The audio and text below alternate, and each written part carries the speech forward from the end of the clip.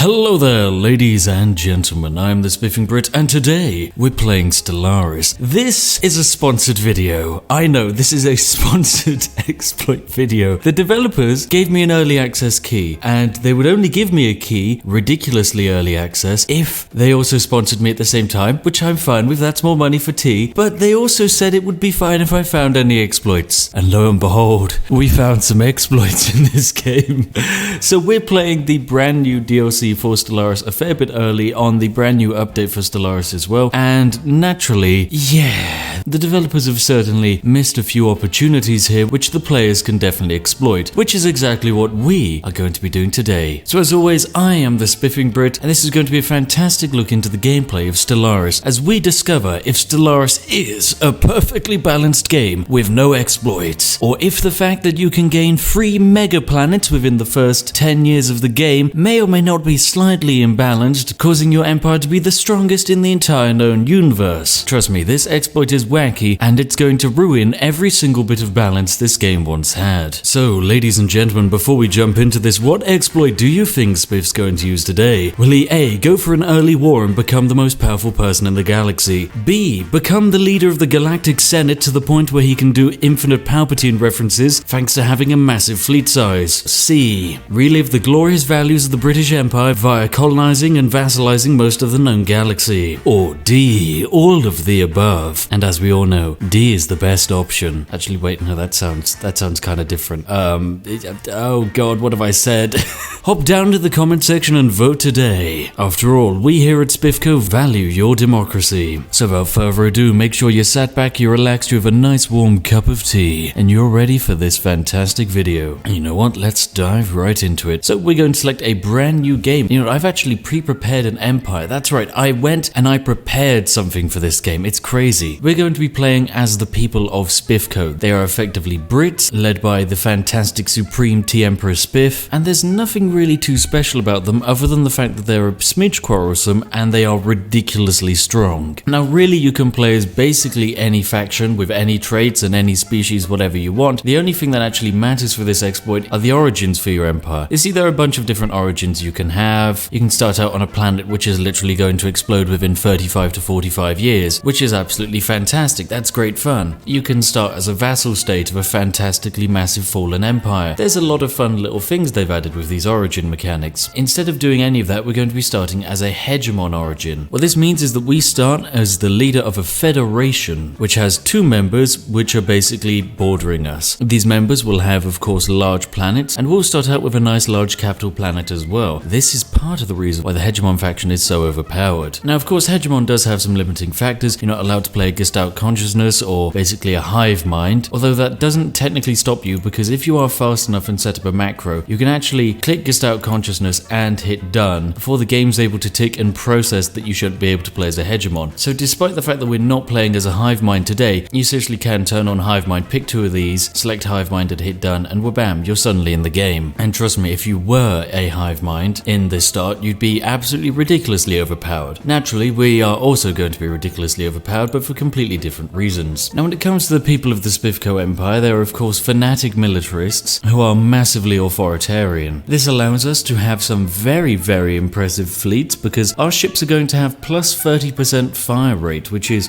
fantastic, as well as all of our fleet admirals being even more powerful. And of course, we'll have a feudal society because why not? We're an empire. What great empire doesn't have a feudal vassal-based system? Anyway, so that's our lovely empire. This is exactly how we're playing the game. It's going to be great. Now, I've set all of the game stats to default, so this is a developer-approved perfect way to play Stellaris. Remember this, ladies and gentlemen. Not only has this been paid for by the developers of this game, this is also the approved and appropriate way to be playing this game. It's been approved. Anyway, decades ago, when our first crude sublight probes visited the star systems neighboring our own, we discovered the presence of two distinct alien civilizations. Like us, they were on the verge of developing practical interstellar travel, but their governments were weak and disorganized. Recognizing that their strength would add to our own, we began to gradually push for a political union under our supervision. So basically, we have two empires to the left and right of us. To our north, we have the Chohar, and to the south, we have the Faragon, whoever they are. They seem great. Now, of course, we start bordering them and we start in a federation with them. And because of that, we can see their planets. We can click on, say, the Chahar homeworld over here and see that it's a lovely planet with 28 people living on it, and it's actually pretty nice. The same can be said for the Faragan planet, which has, once again, 28 people living on it. Now, whilst a lot of people would look at these empires and think, oh, these are great, these can be our friends and allies and we can go in diplomacy the entire known universe. No, these are our rivals and we are going to try and cuck them and push them into a corner and steal every single thing they own. Of course, before then, we need to make sure we can push them into said corner. So we're going to grab Ryoto over here and immediately send off a science ship to survey this region. As soon as we survey this region, we're going to pop down a space station to stop these empires from trying to travel there. Equally, we're going to want to grab this system here and this system here to stop the Northern Empire from also escaping our clutches. We want them to expand, but we don't want them to expand much. We want them to build up tall, not wide. And so the best way to do that is to keep them boxed in a little room. Anyway, whilst this is happening, also make sure to build yourself a second science ship because you're going to need it. For research, I'd strongly recommend sinking a lot of your early engineering research into weapons, just trying to improve your entire empire. For society-based research, pop growth speed is amazing and monthly unity is always very jazzy. And when it comes to physics, you can basically just do whatever the heck you want. For your planet, the first building you're probably going to want to get is yet another alloy foundry, as alloy foundry is going to be a great way of building up our military empire. Now, of course, our two empires to the south and the north will want to try and be as friendly with us as possible because they're in a federation with us. Naturally, we don't want to be their friends, so just decline everything. Their lands will soon belong to us. The last thing you want to do is actually become friends with them. And there we go. We've managed to survey Rovegidi here before our AI friends have, allowing us to build the outpost here before they can possibly get their outpost over there either. This gives us a great opportunity, as that means we're going to cut these guys off from expanding, which is perfect for us, of course. And of course, eventually you're going to get your opportunity to pick your first traditions. Now, the game gives us an early advantage by giving us the Federation tradition in the diplomacy section. Naturally, just ignore all of that. This entire tree is useless for what we have planned. Instead, go for supremacy. Supremacy is fantastic because it unlocks the war doctrines policy, which allows us to finally use our no retreat policy, which we have hidden up our sleeve. Trust me, it's fantastic. It also allows us to increase our ship fire rate by a further 10%, which would make us hit 40% ship fire rate, which is, you know, just downright stupid. Oh, I love this game, it's great. And now that we've managed to practically cut them off, what we're going to do is we're going to leave the Federation. We're just going to leave the Federation to its own devices, meaning that these two factions have basically cut ties with us. This is no concern of ours, of course, because we've managed to successfully box both of them into a corner. Now, after boxing them into a lovely little corner, we're going to naturally squeeze down. And the main reason we've left this Federation is because the Federation is powerful. It's powerful, but what makes it weak is that it's not directly under your control. You see, there are two AIs which you have to counter with their own intentions, desires, and aims. So why not take those desires and aims and crush them and make them your own? You need to look at it from the eyes of an empire. The game has gifted us two absolutely fantastic planets. You see, these planets are huge. They're controlled by AIs and they're going to be fed up and they're sat next door to us. They are going to grow as fast as our own planet, and consequently that means we are able to triple the size of our empire faster than any other empire in the game. And all you have to do to take it is invade it. It's as simple as that. And for that, we only need a fleet. Building a fleet can be a bit of a challenge, but trust me, we're going to be able to do it. So we are now 16 years into the game and we are ready to execute Operation Backstabberoonie. You see, we've managed to build a lovely fleet over here in the Elizabeth II system, led by Kosei Miru. He's a pretty chill dude and he's offering us a fleet power of 1.2 thousand, which should be enough to defeat all of our enemies. So we're going to go to war. And quite simply, we're going to attack both of these AIs simultaneously. Even have a nice little invasion fleet ready if we want to occupy a planet or two, which of course that's exactly what we're going to be doing. Anyway, we're going to try and jump directly into their homeworld system and see if we can destroy their fleet and their main starbase. Chances are we're going to take a couple of big losses here, but trust me, it's worth it. Oh wow, they left their main starbase undefended. Oh no. Oh, this is going to be bad for you, my friends. Oh, this is going to be very bad for you. Welcome to the easiest war in the known universe. Right, and it's even time to summon in the army. As it would seem, they didn't actually decide to build up a military force, which is going to be their biggest downfall here. Fantastic, we took the entire system without a single loss. That's much better than I was even expecting. Now, they do have a very large defense army, but you know what? That's going to be fine. Oh, and we've discovered the enemy fleet. It is over here in this system. Oh my goodness, it's tiny. You see, even though they have actually a large amount of ships here, their ships are ridiculously weak in comparison to ours. Oh, they are going to be pathetic. Alright, you know what? We're going to try and hunt them down. down. We're going to take control of this fleet of theirs. Although actually, it looks like we've just discovered the enemy fleet. Oh, this is lovely. Another opportunity to fight. And here we go, our first proper costly fight. We've jumped into their home system. This is going to cause a fair bit of chaos, but it should get rid of their fleet. It's going to damage our fleet, and it will give us control of both home systems, which will nullify their ability to build up a meaningful fleet to counter us. And naturally, we need to actually start taking some of these planets, so it is orbital bombardment time. Of course, we're going for indiscriminate bombardment because we want to take this as soon as possible. And just what defenses do these guys have in place? Oh, they actually have 433 strength armies in defense. Well, don't worry, once we bombard you guys enough, we'll be able to take control of this planet. And the bombardment of Firinaturuga is actually going really quite well. We've got about 30 ships in orbit, and lo and behold, they are raining a lot of pain down on top of this planet. Admittedly, we have lowered its stability to 0 and probably accidentally killed the occasional pop, but it's perfectly fine, trust me. We only have a very minor chance of accidentally killing someone with each bombardment. Oh, and we're on maximum devastation. Wow, there we go, that's the spirit. Now the planetary armies take double damage. Oh yes, you defense regulars,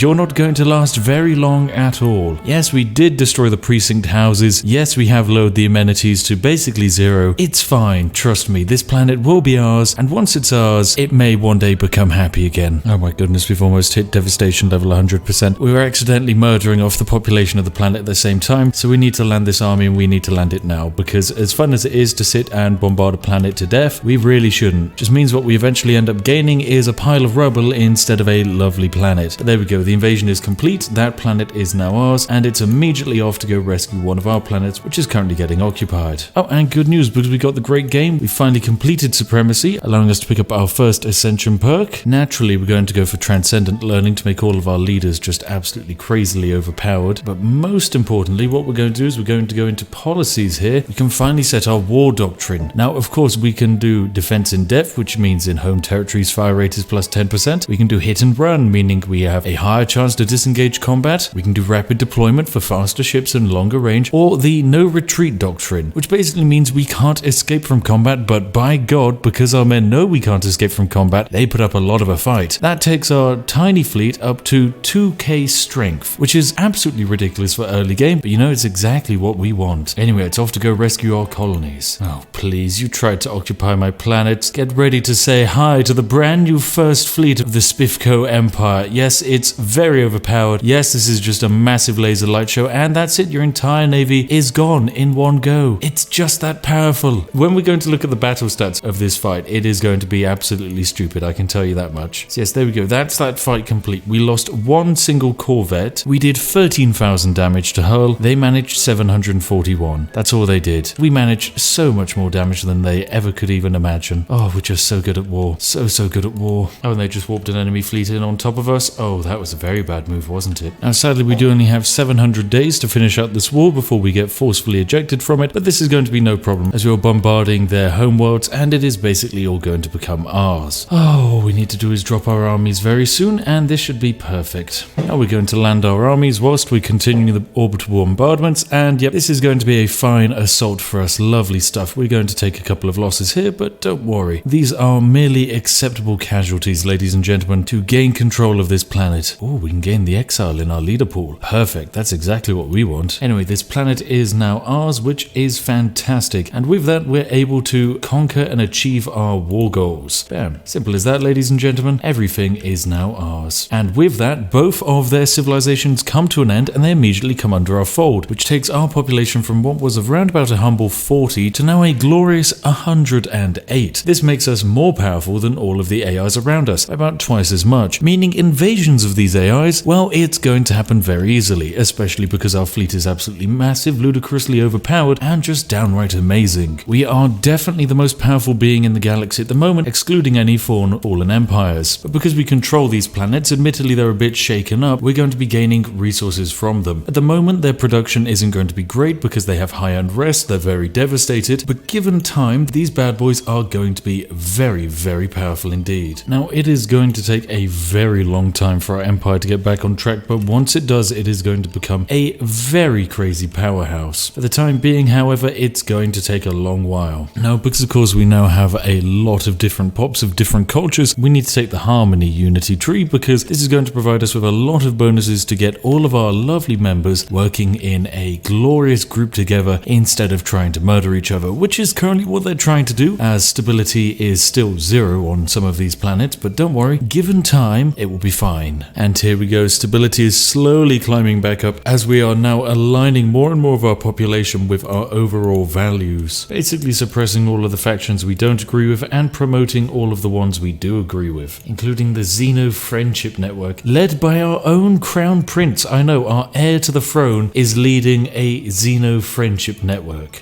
We're gonna have to get rid of that with time. Yes, here we go, the planets are finally starting to come back online. Now, of course, what you must do, even though we were just offered it, never accept a migration treaty with another empire, especially whilst you're currently going through what is effectively a ridiculous cultural revolution. We have annexed 2 massive capital planet worlds, which are huge and have massive populations which are producing ridiculous amounts of resources, and of course they don't want to work for us because they find us terrifying, weird and scary. Now, we've managed to actually convince them that they probably should instead work for us, and that's what they're currently doing. Huzzah! I've jumped into the midpoint of the video when you were least expecting me, ladies and gentlemen, and I'm here to offer you a once-in-a-lifetime opportunity. For a limited time offer, those people up at the top of Spiffco have got a brilliant opportunity for you. Have you ever felt of seeing the stars and joining the armed forces defending the solar system? Well, look no further than liking this video, because liking this video today, ladies and gentlemen, grants you your very own Corvette. I know, equipped with the latest technology and jump drives, you're going to be thrust into combat scenarios left, right and center. You have no say of what you're fighting or when you have any time off, but don't worry, using the power of T injected directly into your brainstem, you're going to continue fighting for way longer than your body can feasibly manage. So sign up and join the Spiffco forces today. We'd absolutely love to have you on board. Well, here we have it, ladies and gentlemen. We're 52 years into the game, and we are, relatively speaking, the strongest faction in the game as well. We have the largest population and the most power, of course excluding any fallen empires, but you know, they're in a bit of a league of their own. Now, when you last saw our empire, we were kind of on the verge of a massive civil war. Naturally, all of that has massively turned itself around, and all of our empires are in positive stability. That's right, this is a planet where the population is mostly not Brit, and yet they are living in perfect harmony and absolutely loving life. The same can be said for the other capital planet, where once again it is mostly 36 Panuri species, and they're living their best lives. And best yet, all of these planets, they have really low crime, mostly because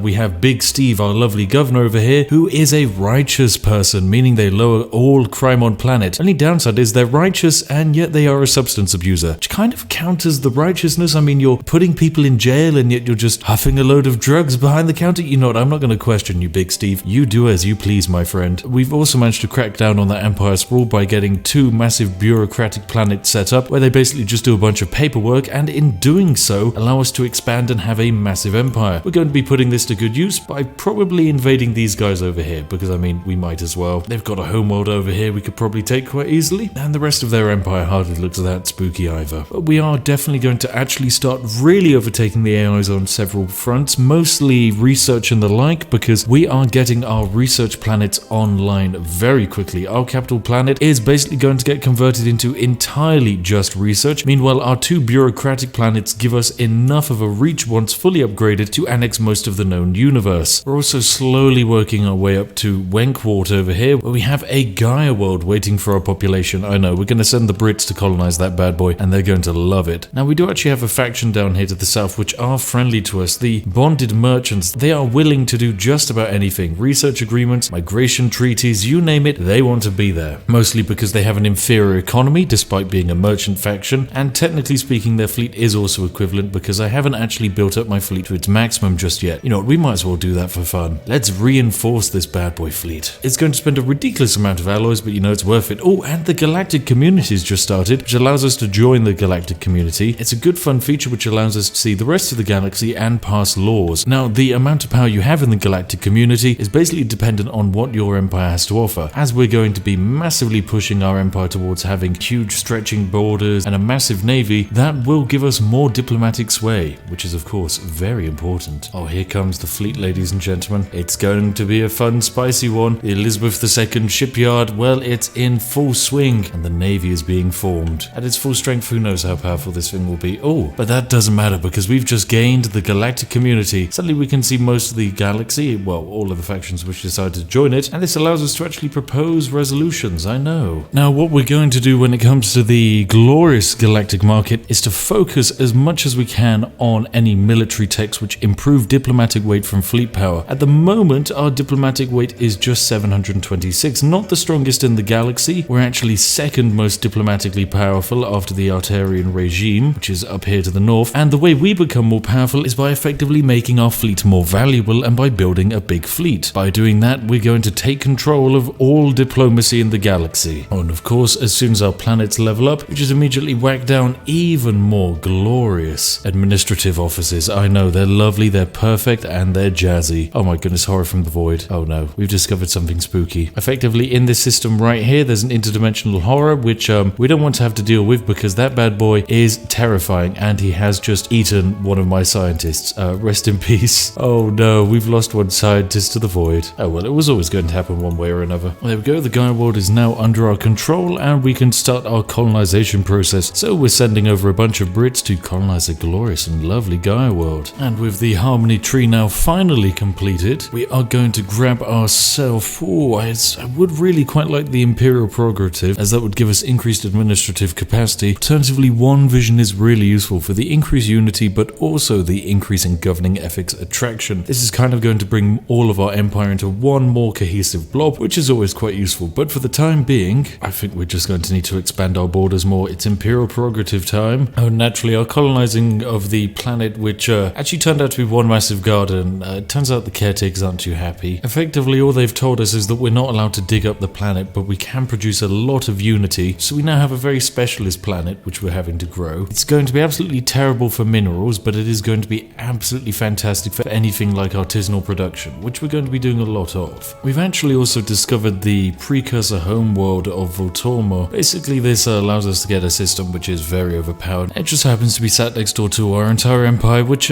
puts us in a lovely situation. Also, did I mention my fleet is now massive? Yeah, it's just huge. And what a fantastic system it is. Look at the Voltorma homeworld. Just a bunch of resources. Oh, so many exotic gases. That's going to be powering our science production. Oh, that's going to be very lovely indeed once we get it up and running. Now, we've managed to achieve the status of being the first civilization in the entire galaxy to gain 500 science per turn, which has basically put us at the lead of any potential science victories against the AI, which is of course very useful, as having a scientific advantage basically gives us an advantage in every other regard. In terms of relative power, we are the strongest faction in the entire galaxy. I mean, you can just see everything which is statistically inferior to us, and yes, we are basically in control. At this point, we can't be defeated. We could probably take all of the AIs at once if we really wanted to. Not that we probably should, but it's always a possibility. And not long after us achieving a science output of 500, we now have a science output of 760. Yep, we are basically upgrading all of our research complexes to become even more powerful. Each time we upgrade one of these bad boys, we are increasing our science at a terrifying rate. I know, this is absolutely fantastic. Right, ladies and gentlemen, a fair bit more time has passed, and as you can guess, once again, we are the most powerful being in the galaxy. Everything is under our control. Technically speaking,